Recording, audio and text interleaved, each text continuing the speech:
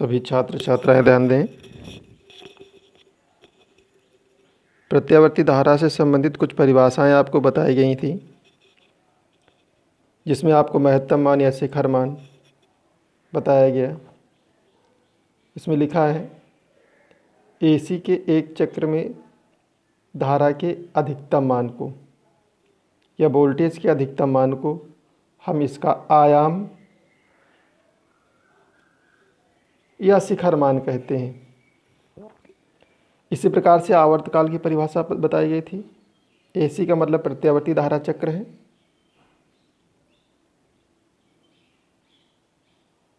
अपना एक चक्र पूरा करने में एसी अपना एक चक्र पूरा करने में जितना समय लेती है उसे हम प्रत्यावर्ती धारा अर्थात अल्टरनेटिंग करंट का आवर्तकाल कहते हैं।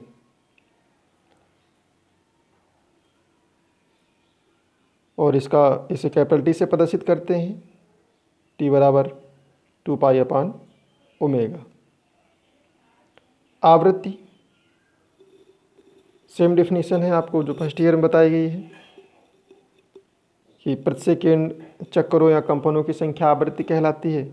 उसी प्रकार से इसमें बताया गया है एसी के मतलब प्रत्यावर्ती करंट एक सेकेंड में जितने चक्र या साइकिल पूरे करती है उसे हम इसकी आवृत्ति कहते हैं।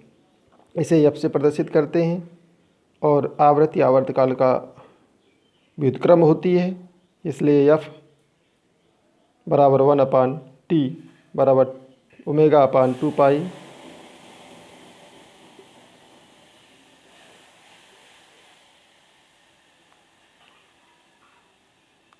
घरों में प्रयोग की जाने वाली प्रत्यावर्ती करंट की जो आवृत्ति होती है 50 साइकिल होती है,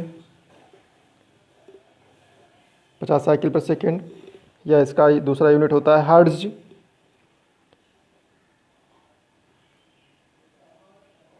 ये हिंदुस्तान में ये साइकिल बताई गई है जो 50 हर्ट्ज है। अमेरिका में जो घरों में प्रयोग की जाने वाली इलेक्ट्रिसिटी है उसकी साइकिल 60 हर्ट्ज होती है। अपने यहाँ इसकी आवृत्ति 50 हर्ट्ज होने के कारण जो हमारा बल्ब जलता है वो एक बार में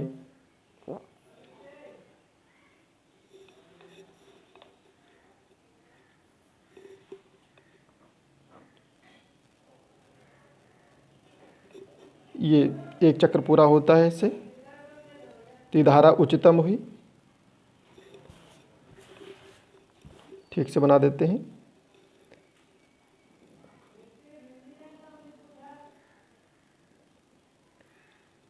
ये करंट है, ये उच्चतम मान है, यहाँ से यहाँ तक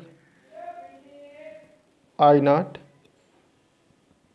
ऐसे ये उच्चतम मान है I0। ये पॉजिटिव डायरेक्शन में, ये नेगेटिव डायरेक्शन में है।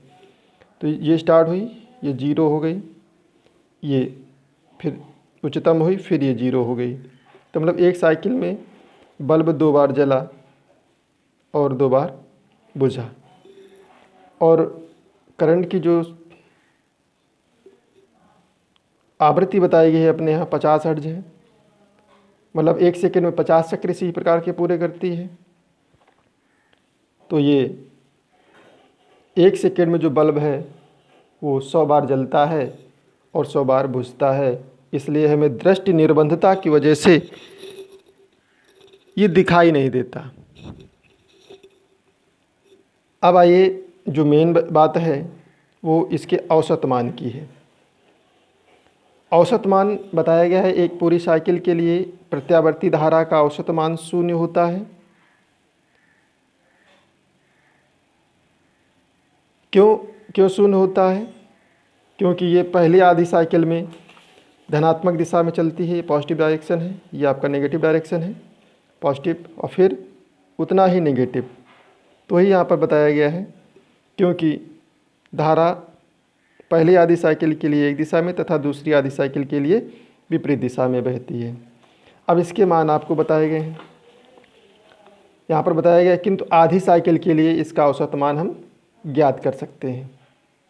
और पहली आधी साइकिल के लिए धारा का औसत मान Im बराबर 2I0/पाई बताया गया है। और देखिए यहाँ साइड में हमने दे रखा था एक पूर्ण साइकिल के लिए इसका औसत मान, ये बार लगा है I, ये बार का सिंबल बना है, औसत मान है धारा का। इंटीग्रेशन, ये इंटीग्रेशन सिंबल है 0 से T, चूँकि एक चक्र के लिए जो है